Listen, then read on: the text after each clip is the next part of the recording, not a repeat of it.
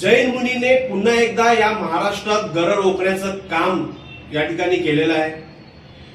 मला एक गोष्ट कळत नाहीये, या महाराष्ट्रात अनेक साधू संत गुरु या ठिकाणी होऊन गेले, ज्यांनी समाज प्रबोधन केलं, समाज घडवला।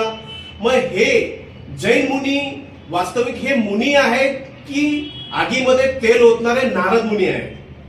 कारण त्यांचं काम जे आहे समाज प्रबोधनाचं, समाज घडवण्याचं, ते बाजूला ठेवून नको त्या विषयामध्ये नाक खुपसत आहेत ते जैन मुनी।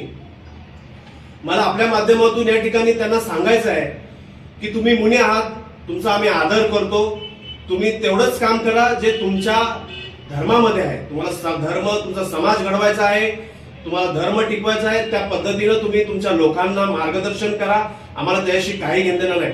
पण नको त्या विषयामध्ये नाक खुपसून आगीमध्ये तेल ओतण्याचं काम जर तुम्ही केलं, तुम्ही आता काही म्हणाला 2 दिवसापूर्वी, यापुढे जर पुन्हा मारवाडींना किंवा इतर कुठल्या तुमच्या समाजातील लोकांना जर मारलं तर जशाच तसं उत्तर दिलेलं आहे। तर तुम्हाला मी या व्हिडिओच्या माध्यमातून सांगतो, तुम्ही ज्या प्रकारे उत्तर देणार आहात त्याला आम्ही समर्थ आहोत, तुम्हाला त्याच्यापेक्षाही भयंकर उत्तर या महाराष्ट्रात दिलं जाणार, एवढं मात्र तुम्ही लक्षात ठेवायचं आहे।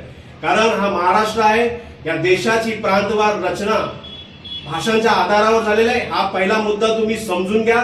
प्रत्येक राज्याला एक स्वतंत्र भाषा आहे, वेगळी अस्मिता आहे, वेगळी संस्कृती आहे आणि त्या त्या राज्यामध्ये तिथली संस्कृती, भाषा टिकवण्याचा तिथला स्थानिक लोकांचा अधिकार आहे, हे संविधानामध्ये आहे। हे पहिलं तुम्ही समजून घ्या। नको त्या ठिकाणी नाक खुपसून आपलं आबरू काढून घेऊ नका।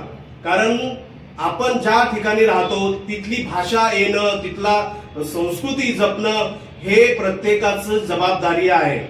तेव्हा मी तुम्हाला पुन्हा एकदा या ठिकाणी सांगतो की उगाच नको त्या विषयामध्ये तोंड घालून तोंड घशीत पडू नका।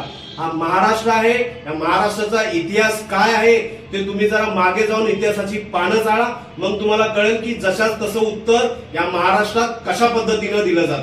धर्म शिकवायचा असेल तर आत्मसन्मान, सहअस्तित्व आणि न्याय शिकवा। उगाच कुठेतरी लोकांची माती भडकवून तुम्ही वक्तव्य करून जाल, पण तुमच्या वक्तव्यामुळे जे होणारे परिणाम आहेत ते सर्वसामान्य लोकांना भोगावे लागतील, एवढं तुम्ही लक्षात ठेवा।